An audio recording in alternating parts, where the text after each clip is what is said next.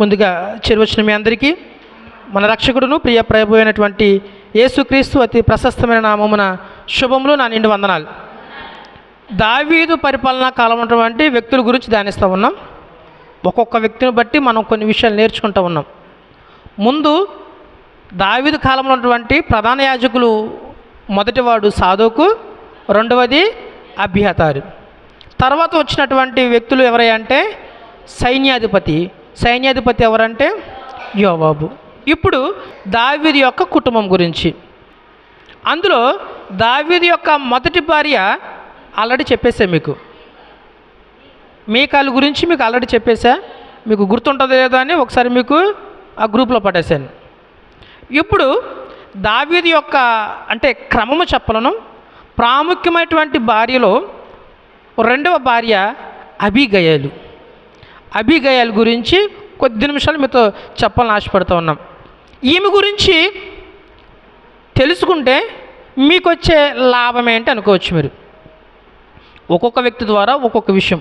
సాధకుని బట్టి మనం ఏం నేర్చుకున్నామంటే, కడ వరకు నమ్మకంగా ఉంటే తన తర్వాత తనని కనపరుస్తాడు, తన తర్వాత తన వంశాన్ని, తన కుమారులను కూడా ఆశీర్వదిస్తాడు. అభ్యర్థాన్ని బట్టి మనం ఏం నేర్చుకున్నాం, కడ వరకు నమ్మకంగా ఉండాలి, కానీ చివరి వరకు ఉన్నారు, కానీ చివరిలో పడిపోయాడు. ఫలితంగా ఒంటరిగా పొలాల్లో చనిపోయాడు. తన కుమారులు కూడా దేవుని యొక్క పరిచర్యకి దూరం అయిపోయారు. ఇలా ఒక్కొక్కరిని బట్టి ఒక్కొక్క విషయం నేర్చుకుంటున్నాం. ఈరోజు అబీగయీలు బట్టి మనం ఏం నేర్చుకోవాలి. సర్వసాధారణంగా చాలామంది ఒక మాట అంటూ ఉంటారు. ఎక్కువ మంది మీరు స్త్రీలో ఉన్నారు కాబట్టి మీరేమనుకోవద్దు. ఒక మాట అంటాను. చాలామంది ఏమంటారంటే, మా ఆయన చెప్పిన మాట ఏంటండి అసలు. నా దగ్గర చాలామంది అంటారు, అసలు చెప్పిన మాట ఏంటండి. రెండవది, చాలామందికి వచ్చేటువంటి సమస్య ఏంటంటే, కొంచెం తాగుతాడండి. తాగితే ఇక అసలు ఇక సమస్య లేదండి, ఇక అదే ఇక. అలాంటి పరిస్థితి ఉంటే మనం ఏం చేయాలి? మీరేం చేస్తారు? అబీగయలు ఏం చేసింది? ఒక 5 మాటలు చెప్పి నన్ను ముగించేస్తా. ఎందుకంటే అబీగయలు యొక్క భర్త నాబాలు కాలేబు సంతతికి చెందినవాడు. కాలేబు సంగతి మనందరికీ తెలిసినవాడే. అలాంటి కుటుంబం నుంచి వచ్చినవాడు. నాబాలు అనే పేరుకు అర్థం ఏంటంటే మొరటివాడు అని. అసలు చెప్పిన మాటగా వినడు. ఏతంటే పతి అంటాడు, పతి అంటే ఈత అంటాడు. అలాంటి నాబాలు యొక్క భార్యే అబీగయలు. అదేంటి దావీదు భార్య అని చెప్పాను, ఇప్పుడు నాబాలు భార్య అంటున్నారేమో. ఫస్ట్ అబీగయలు నాబాలు యొక్క భార్య. నాబాలు చనిపోయిన తర్వాత ఆమెను దావీదు వివాహం చేసుకున్నాడు, పెండ్లి చేసుకున్నాడు. అసలు ఈ అబీగయలు గురించి మనం ఏం నేర్చుకోవాలి? అబీగయలు గురించి బైబిల్లో ఒక చక్కటి మాట మనకి వ్రాయబడి ఉంది.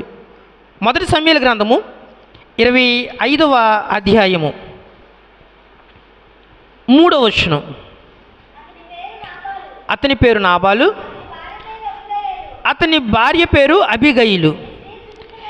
ఈ స్త్రీ సుబుద్ధి గలదై రూపసి అయి ఉండెను. చాలరా, కొంచెం కిందకి వెళ్తే 6వ వచనంలోని మొదటి మాట ఆ భాగ్యవంతునితో అని ఉంటుంది. అంటే నాబాలు డబ్బున్నవాడు అని. నాబాలుకి డబ్బు ఉందంటే అబీగయలుకి డబ్బున్నట్టే కదా.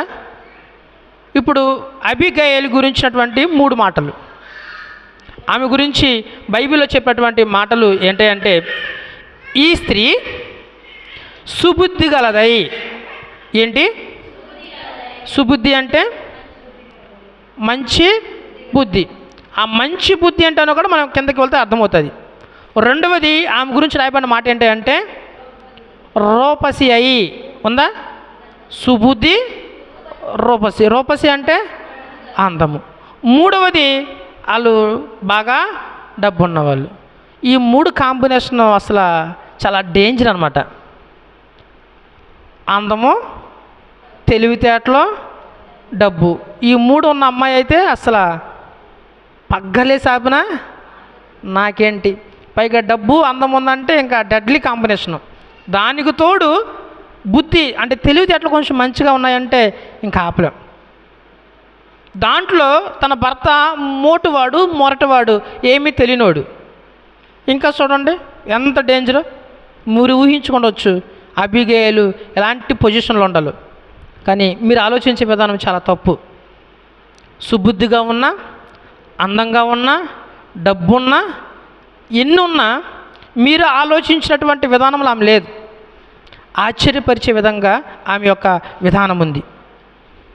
ఈమె గురించి ముందు రాయబడిన మాట సుబుద్ధి.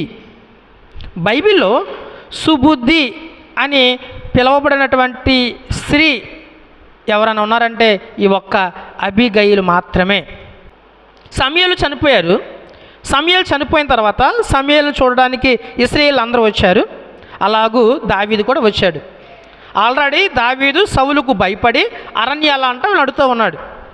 సమూయేలు చనిపోయాడని తెలిసి అరణ్యాల నుంచి మరలా సమూయేలు దగ్గరికి వచ్చి చూసి ఏడ్చి పాతిపెట్టి తిరిగి మరలా ఎక్కడికి వెళ్ళిపోయాడంటే తిరిగి వెళ్ళిపోయాడు అరణ్యానికి. 25వ అధ్యాయము చదవంసలేదు, మొదటి వచనంలో ఉంటుంది. ఇప్పుడు దావీదు ఒంటరి వాడైపోయాడు. తనకి చేదోడు వాదోడుకు ఉన్నటువంటి సమూయేలు కూడా చనిపోయాడు. దావీదును నమ్మి చాలామంది యువకులు దావీదుతో పాటు అరణ్యానికి వచ్చారు. దావీదుతో పాటు వచ్చినటువంటి ఆహార పదార్థాలన్నీ దాదాపుగా అయిపోయాయి. ఇప్పుడు వారిని పెంచి పోషించాల్సినటువంటి బాధ్యత కూడా దావీదు మీద పడింది. ఆలోచించాడు, ఇప్పుడు నా వెనక ఇంతమంది ఉన్నారు, నేను ఆకలితో ఉంటే బాధ లేదు, నాతో పాటు ఉన్న వాళ్ళని కూడా ఆకలితో పెట్టడం మంచి పద్ధతి కాదు. కాబట్టి ఏం చేయాలి? ఆలోచిస్తే దావీదుకి ఒక విషయం గుర్తొచ్చింది. కర్మెలులో 2వ వచనంలో కర్మెలులోని మయోమునందు ఆస్తి గలవాడు ఒకడు కాపురం. టక్కున ఆ నాబాలు గుర్తొచ్చాడు. యువకులందరినీ పిలిచాడు. మీరు ఒకసారి ఆ ఆస్తి గల నాబాలు దగ్గరికి వెళ్ళండి. నేను చెప్పాను అని వెళ్ళి, అయ్యా దావీదు మీ దగ్గరికి పంపించాడు, మీరు గొర్రెలు మేకలు కలిగినటువంటి గొప్ప ధనవంతుడు, మేకల మందరం తీసుకుంటూ మీరు వస్తున్నటువంటి సమయంలో 2వ వచనం చివరిలో ఉంటుంది, 3000 గొర్రెలు 1000 మేకలు ఆయనకున్నాయి. 100-200 గొర్రెలు అయితేనే ఎంత డబ్బు ఉన్నవాడు. ఇప్పుడే గొర్రెలకు వాల్యూ, అప్పుడు ఇంకా బంగారం కన్నా వాల్యూ. ఎంత వాటి సంఖ్య? 3000 గొర్రెలు 1000 మేకలు, 4000 శాల్తీలు ఉన్నాయంట. ఈ 4000 శాల్తీలు తీసుకుంటూ మా ప్రాంతానికి వచ్చినప్పుడు అప్పట్లో గొర్రెల దొంగతనం అనేది విరివిగా జరిగేది. ఎందుకంటే దాని యొక్క వాల్యూ అలాంటిది కాబట్టి. ఇలా గొర్రెలను తోలుకుంటూ మా ప్రాంతానికి వచ్చినప్పుడు ఏ దొంగతనము జరగకుండా దావీదు యొక్క కాపరులు నాబాలుకి తోడుగా ఉన్నారు, సహాయంగా ఉన్నారు. అప్పుడు మనము నాబాలుకు చేసినటువంటి మేలును బట్టి, ఎవరు ఏ కీడు చేయకుండా మనము సహాయం చేసిన విధానాన్ని బట్టి మీరు ఇప్పుడు ఏం చేస్తారంటే, మీరు మా ప్రాంతానికి వచ్చినప్పుడు మేము మీకు సహాయం చేశాం కదా, మీకు తోడుగా ఉన్నాం కదా, ఇప్పుడు మాలో కొంతమందికి సహాయం చేయండి, అది కూడా మీకు తోచిన సహాయము చేయండి, ఇది నా మాటగా చెప్పండి అని కొంతమంది యువకుల్ని నాబాలు దగ్గరికి పంపించారు. నాబాలు ఏం చేయాలి? హెల్ప్ చేస్తే చేసేయాలి, లేకపోతే చేయలేను అని వదిలేయాలి. కానీ నాబాలు ఏమని అంటాడంటే, దావీదు ఎవడు, యెషీ కుమారుడు ఎవడు అని 10వ వచనంలో ఉంటుంది. తిరిగి యువకులు మరలా దావీదు దగ్గరకు వచ్చి, అయ్యా నాబాలు నువ్వెవడని చెప్పారు, మీకెందుకు సహాయం చేయాలన్నారు, నేను సహాయం చేయను, ఈ మాటగా చెప్పండి అని మమ్మల్ని తిరిగి పంపించేశారయ్యా అని చెప్తారు. దావీదు యొక్క చరిత్ర మీరు ఎన్నిసార్లు చదివినా విశేషమైనటువంటి మాట ఏంటయ్యా అంటే, దావీదు అకారణంగా కోపపడిన సందర్భము బైబిల్ ఏదైనా ఉందంటే అది ఈ ఒక్క విషయంలోనే. వెంటనే దావీదుకు కోపం వచ్చేసి 1 కాదు 2 కాదు 13వ వచనంలో ఉంటుంది, దాదాపు 400 మంది బయలుదేరారంట నాబాలు మీదకి యుద్ధం చేయడానికి. ఎందుకని? సహాయము చేయకపోగా ఏం చేశాడు? అవమానపరిచాడు. అవమానాన్ని దావీదు తట్టుకోలేకపోయాడు. నాబాలు మీదకి యుద్ధం ప్రకటించాడు. వెళ్ళిపోతూ ఉన్నారు. నాబాలు వెనకున్నటువంటి సేవకుల్లో ఒక సేవకుడు పరిగెత్తుకుని అబీగైల్ దగ్గరికి వెళ్ళాడు. వెళ్ళి, అమ్మా, దావీదు యొక్క సేవకులు నాబాలు దగ్గరకు వచ్చినప్పుడు నాబాలు అవమానపరిచి పంపించేశాడు. ఏం జరుగుతుందో తెలియని పరిస్థితిలో మేమున్నాం. అమ్మా, దావీదు గురించి నీకు ఒక విషయం తెలియదు, నేను చెప్తా ఉన్నాను. అదేంటంటే 16వ వచనం, మేము గొర్రెలను కాచుచున్నంతసేపు వారు రాత్రింబగళ్ళు మా చుట్టూ ప్రాకారముగా ఉండిరి. అయితే మా యజమానికిని అతని ఇంటి వారందరికీ వారు కీడు చేయ నిశ్చయించి ఉన్నారు గనుక ఇప్పుడు నీవు చేయవలసిన దానిని బహు జాగ్రత్తగా చాలరా. పనివారిలో ఒకడొచ్చి ఎవరికి చెప్పారు ఈ మాట? అబీగైలుకి చెప్పారు. అమ్మా, నాబాలు తప్పు చేశాడు, దావీదును అవమానపరిచాడు, ఇప్పుడు యుద్ధానికి వచ్చేస్తా ఉన్నారు. మేము వెళ్ళినప్పుడు గొర్రెలను కాయటానికి రాత్రింబగళ్ళు మేమున్నంతసేపు ప్రాకారముగా నిలబడ్డారమ్మా. అలాంటి వ్యక్తిని అవమానపరచడం తప్పు. ఆశ్చర్యకరమైనటువంటి మాట బైబిల్లో ఉంది. ఏంటయ్యా అంటే, నీవు చేయవలసిన దానిని బహు జాగ్రత్తగా ఆలోచించుము. ఎవరి మాట చెప్తా ఉన్నారు? పనివాడు తన యజమానురాలతో చెప్తా ఉన్నారు. ఈ విషయంలో ఎవరు ఆలోచించాలి? నీవే ఆలోచించాలి. బహు జాగ్రత్తగా ఆలోచించు. ఎందుకంటే వచ్చేది మామూలు విషయం కాదు. దావీదు వస్తూ ఉన్నాడు. ఇంకొక మాట అన్నాడు, తర్వాత కంటిన్యూ చేస్తే, అసలు చూసారా నాబాలు యొక్క సాక్ష్యము? ఎవరి దగ్గర అంటున్నాడు? తన భార్య దగ్గర. ఎవరన్నారు? తన పనివాడు అంటున్నాడు. తన పనివాడు తన యజమానురాల దగ్గర యజమాను గురించి ఒక మాట అన్నాడు, మనోడు ఒక పనికిమాలినాడు. ఇప్పుడు నువ్వేం చేయాలి? నీవే బహు జాగ్రత్తగా ఆలోచించి నిర్ణయము తీసుకోవాలి. అంటే నాబాలు యొక్క సాక్ష్యం ఎలా ఉందో చూడండి. మీరు అంటా ఉంటారే, అసలు ఇంత నేను కాపురం చేయలేకపోతున్నాను అయ్యా అంటారా? అసలు ఇంత నేను కాపురం చేయలేకపోతున్నాను. నాబాలు ఎలాంటోడు కాకపోతే తన ఇంట్లో పనిచేసే ఒక పనివాడు మనోడు పనికిమాలినోడు అంటాడు. పాపం అబీగైలు ఎంత టార్చర్ పడి ఉంటుంది. ఒక మాట చెప్తే వినడు, ఏం చేస్తాడో తెలియదు. ఎప్పుడు ఎలాంటి గొడవలే తీసుకొస్తాడు. వెళ్తాడు, ఎవరిలో ఒకరు కదుపుతాడు, వాళ్ళందరూ మన మీద ఇంటి మీదకే వచ్చేస్తారు. వాళ్ళందరూ సర్దుకోలేక మనము కేకలేస్తాము, వాళ్ళు కేకలేస్తారు, పెద్ద గొడవ అయిపోతుంది. సేమ్ స్టోరీ బైబిల్లో ఉంది. కానీ అబీగైలు అందరిలాగా ఆలోచించకుండా ఇక్కడ అబీగైలు ఏం చేస్తుందో తెలుసా? చదవవలసిన లేదురా, మనకు టైం లేదు, మన టైం దాటిపోయింది కాబట్టి స్టోరీ లాగా చెప్పేస్తా. పనివారిని పిలిచి అంటే టెన్షన్ పడిపోలా. అయ్యో, ఇప్పుడు దావీదు యుద్ధానికి వచ్చేస్తా ఉన్నాడు, అసలు మావాడు పనికిమాలినోడు, ఏం చేస్తాడో ఏంటో తెలియదు, ఇక మన జీవితం నాశనం అయిపోయింది, మనం తిడతాం కదా, కుదురుగా ఉండమంటే ఉండడు, ఎవరిని కదపొద్దు అంటే కదపడు, అన్నీ నాకే కావాలంటాడు, అన్నీ పులుముకుంటాడు, అన్నీ తీసుకొచ్చి ఇంటి మీదకి పడేస్తాడు. ఇలాంటి స్టోరీలు ఏం చెప్పలా. ఏం చేసింది? అబీగైలు జ్ఞానము కలది. అబీగైలు అందగత్తే కాదు, జ్ఞానం కలది. ఈ ప్రాబ్లంను ఎలా సాల్వ్ చేయాలి? బైబిల్లో చక్కగా రాయబడింది. 200 రొట్టెలు, 2 ద్రాక్షరసపు తిత్తులు, వండిన 5 గొర్రెల మాంసము, 5 మానికలు వేసిన ధాన్యము, 100 ద్రాక్ష గలలు, 200 అంజూరపు అడలు. చాలరా. నేను ఒకసారి చదువుతాను, మీరు జాగ్రత్తగా ఉండండి. నేను ఒకసారి చదువుతా.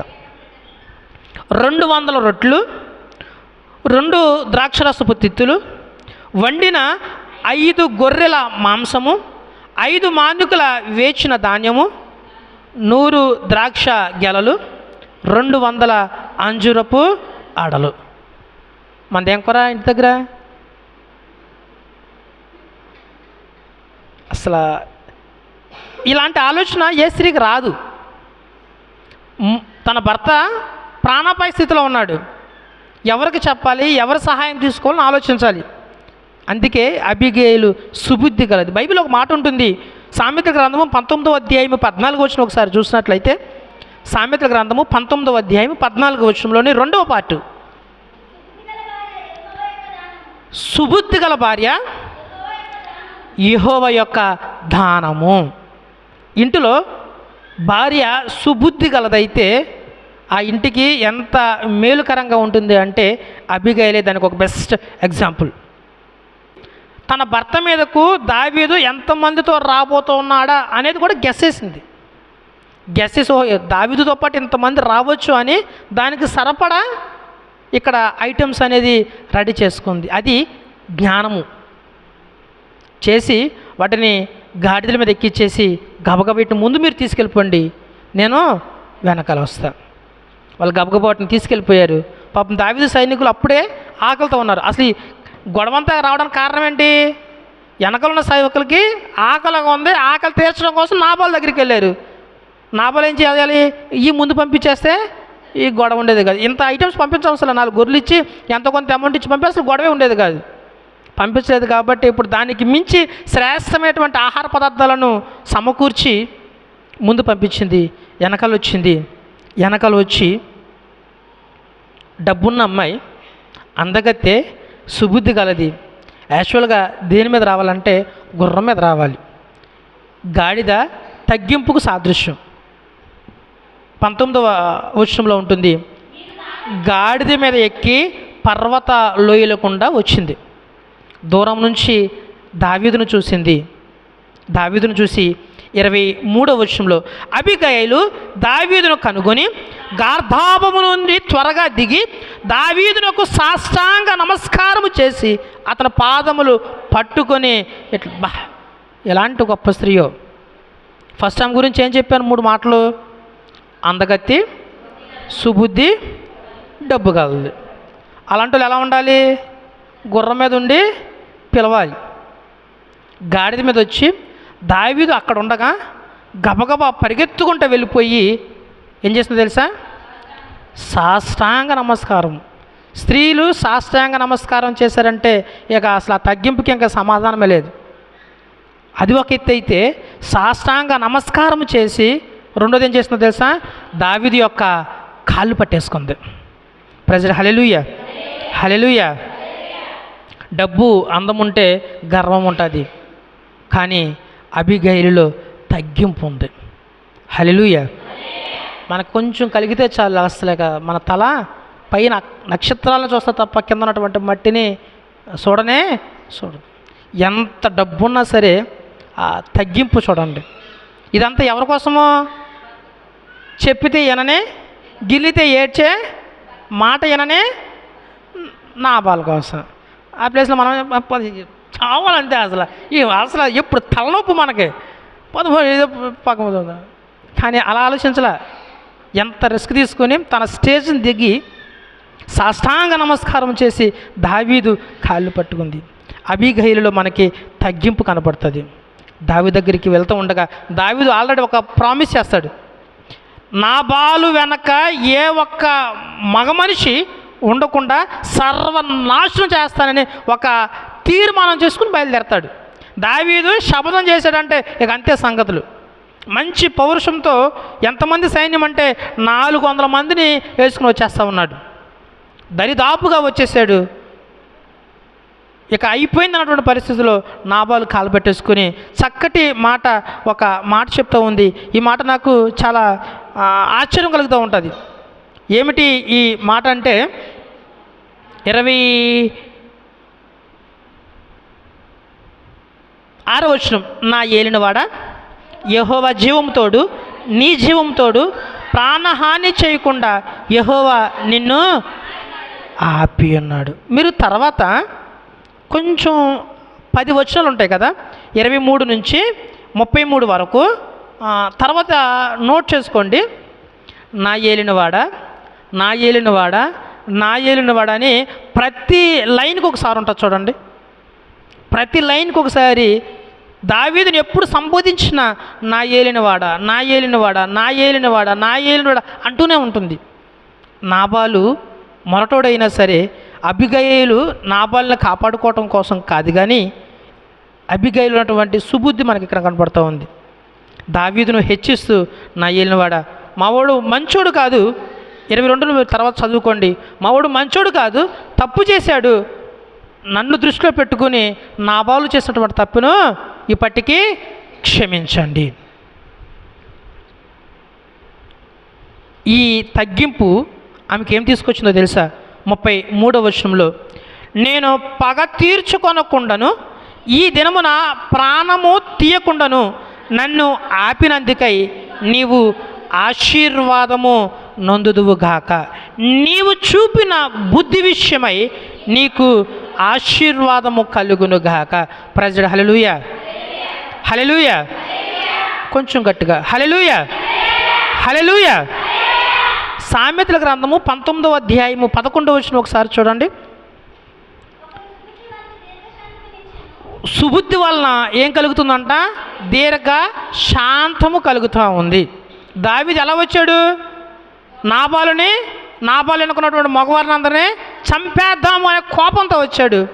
సుబుద్ధితో ఏం చేసింది? సాష్టాంగ నమస్కారం చేసి కాళ్ళు పట్టుకుని కావలసినటువంటి ఆకలంతయు తీర్చడాన్ని బట్టి ఆ సుబుద్ధి ఏం చేసింది? దావీదు యొక్క కోపం నుంచి శాంతంలోనికి మార్చింది. మన ఇంటిలోనికి ఏదైనా సమస్య వచ్చినప్పుడు, మన ఇంటిలోనికి ఏదైనా ప్రతికూల పరిస్థితి వచ్చినప్పుడు మనము ఎలా ప్రవర్తించాలంటే, అబిగయీలు ఏ విధంగా అయితే సుబుద్ధిగా ప్రవర్తించిందో, ఎలా చేస్తే మనకి ప్రాబ్లం సాల్వ్ అవుద్దా అని ఆలోచించాలి తప్ప మనమేం చేస్తామంటే దానికి వ్యతిరేకంగా మనం చేసే ప్రతి పని ఏమవుతుందంటే మనకి ఇంకా గొడవ పెంచే విధంగానే ఉంటుంది. ఈ అబిగయీలు జ్ఞానం కలిగి తగ్గింపు కలిగి ఉండడం వల్ల ఏం పొందిందో తెలుసా? ఆశీర్వాదం పొందింది. దావీదు అబిగయీలును ఆశీర్వదిస్తూ ఉన్నాడు. ఏమనంటే తెలుసా? నేను పగ తీర్చుకొనకుండాను ఈ దినమున ప్రాణము తీయకుండాను నన్ను ఆపినందుకై నీవు ఆశీర్వాదము నొందుదువుగాక. నీవు చూపిన బుద్ధి విషయమై నీకు ఆశీర్వాదము కలుగును గాక. చంపడానికి వచ్చినాడు ఆశీర్వదించి వెళ్ళిపోయాడంట. ప్రజలు హల్లెలూయా. ఎంత తెలివిగా ఆలోచించిందో చూడండి. తన భర్తను కాపాడుకుందా? ఏ విషయంలో కాపాడుకుంది? తన దగ్గర ఉన్నటువంటి అంగబలము, ఆర్థిక బలము ఇవన్నీ చూపించి కాదు, బుద్ధిపూర్వకంగా ఏం చేస్తే ఈ ప్రాబ్లం సాల్వ్ అవుద్ది. దావీదు యుద్ధానికి వెళ్తారంటే అందరూ భయపడిపోతారు, అందరూ పారిపోతారు. కానీ అబిగయీలు ఎదుర్కొంది ఎలా తెలుసా? బుద్ధిపూర్వకంగా సుబుద్ధితో ఆలోచించి నిర్ణయం తీసుకుంది. దావీదు చక్కగా ఆ పిండి వంటలన్నీ తినేసి ఆశీర్వదించి వెనక్కి వెళ్ళిపోయాడు. ఇప్పుడు అబిగయీలు ఏం చేసింది? తన భర్త చావకుండా ఏం చేసింది? ఆపింది. తన భర్తను కాపాడుకుంది. సంబరపడిపోయింది, సంతోషపడిపోయింది. నా టాలెంట్ని బట్టి నా భర్త నేను కాపాడుకున్నాను. ఈ విషయం ఎవరికి చెప్పాలి? మా మొరటోడికి చెప్పాలి. ఈ విషయం ఏం తెలియదు పాపమాడికి, ఎక్కడో ఉన్నాడు, నా మీదకి దావీదు వస్తున్నాడని తెలియదు, ఈ పరిస్థితి ఏం తెలియదు. ఇప్పుడు వెళ్ళి ఎవరికి చెప్పాలి? నా భర్త అయినటువంటి నాబాలుకి చెప్పాలని తిరిగి నాబాలు దగ్గరికి వెళ్తూ ఉంటే చూద్దాం ఆ మాట. 36వ వచనం, నాబాలు వద్దకు రాగా రాజులు విందు చేసినట్లు అతడు ఇంటిలో విందు చేసి త్రాగుచు బహు సంతోషించుచు మత్తుగా ఉండెను. చాలరా చాలరా చాలరా.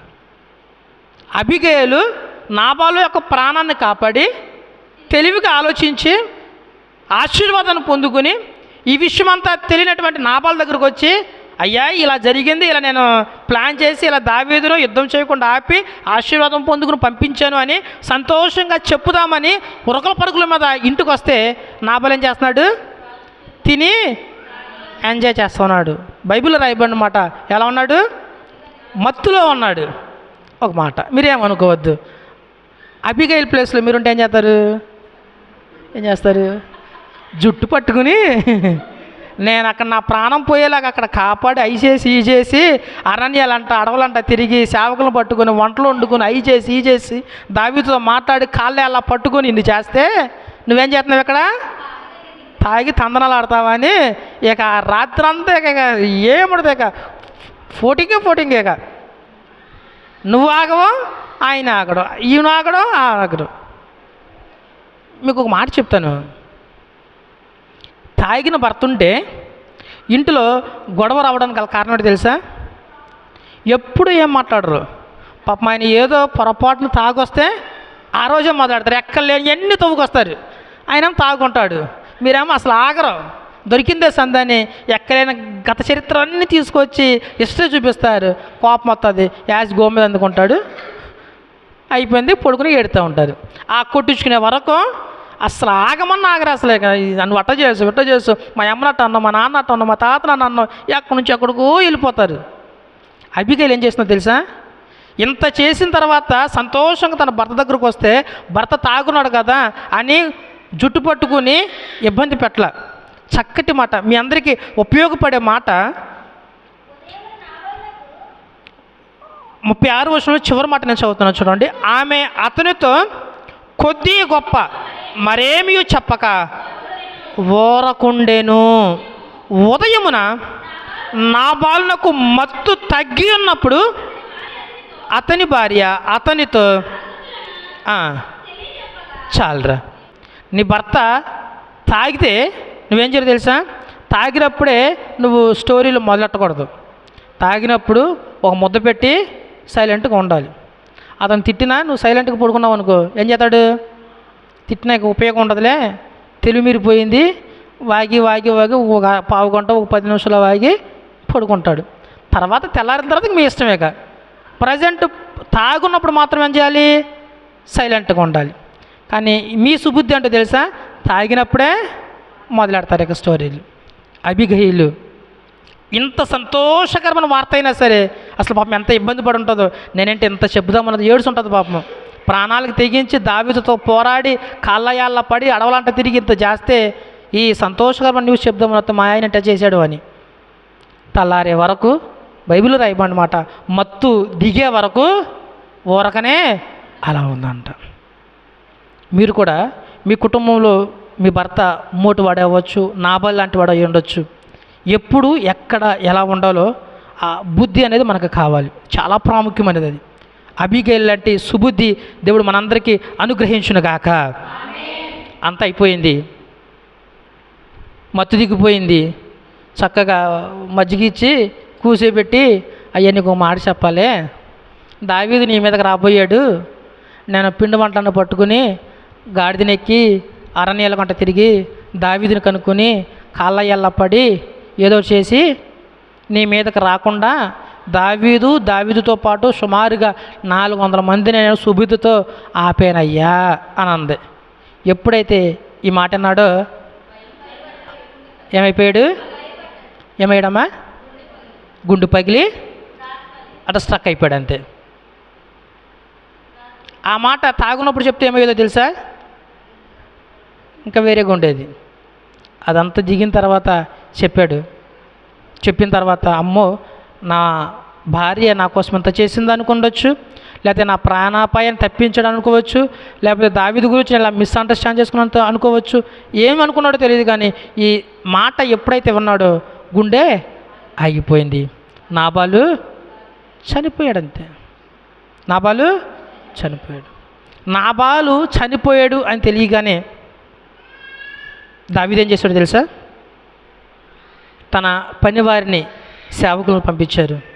అమ్మా, నాబాలు చనిపోయాడు, నువ్వు అందగత్తవనే కాదు, నువ్వు సుబుద్ధి కలదానివి, నీకు ఇష్టమైతే అంతఃపురానికి రా, నేను నిన్ను పెండ్లి చేసుకుంటాను. ఈ మాట 42వ వచనంలో త్వరగా లేచి గర్దాపంలో ఎక్కి తన వెనుక నడుచున్న 5 పనికత్తులతో కూడా దావీదు పంపిన దూతల వెంబడి రాగా దావీదు ఆమెను పెండ్లు చేసుకొనెను. ఇప్పుడు అబిగైలు ఎవరి భార్య అయింది? దావీదు భార్య. ప్రైజ్ హల్లెలూయా, హల్లెలూయా.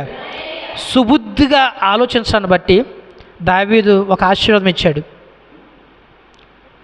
నువ్వు చాలా తెలివిగా ప్లాన్ చేసావు, నా కోపాన్ని తగ్గించావు, నువ్వు ఆశీర్వాదము నొందుదువు గాక అని బ్లెస్ చేసి వెళ్ళాడు. ఇక్కడ మొరటివాడు చనిపోయాడు. నా జీవితం అయిపోయింది అనుకోలే. ఆమె బుద్ధి, ఆమె యొక్క జ్ఞానము. దావీదు యొక్క సుబుద్ధి దావీదుని ఏం చేసింది? ప్రమోషన్ ఇచ్చిందని చెప్పాను.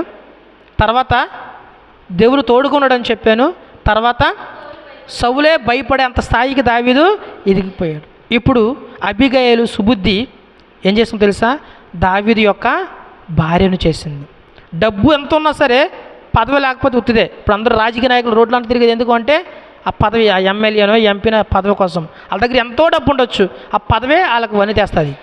ఈమె దగ్గర ఎంతో డబ్బు ఉండొచ్చు, కానీ ఇప్పుడు అబీగయలు ఎవరు? దావీదు భార్య. రెండవది ఇప్పుడు ఆమె రాణి. ఎవరామె? ఒక నార్మల్ స్త్రీ. ఇప్పుడు సుబుద్ధుడు ఏమైంది? రాణి. ఇంటిలో గొడవ వచ్చినప్పుడు ఎలా డీల్ చేయాలి? నీ భర్త తాగినప్పుడు నువ్వు ఎలా డీల్ చేయాలి? నీ కుటుంబంలో సమస్య వచ్చినప్పుడు నోరేసుకుని పడిపోవటం కాకుండా తెలివిగా ఆలోచించి ఎలా ముందుకు వెళ్ళాలి? వీటన్నిటికీ అబీగయలు ఒక బెస్ట్ ఎగ్జాంపుల్. అబీగయలు అంటే సుబుద్ధి దేవుడు మీ అందరికీ అనుగ్రహించిన గాక.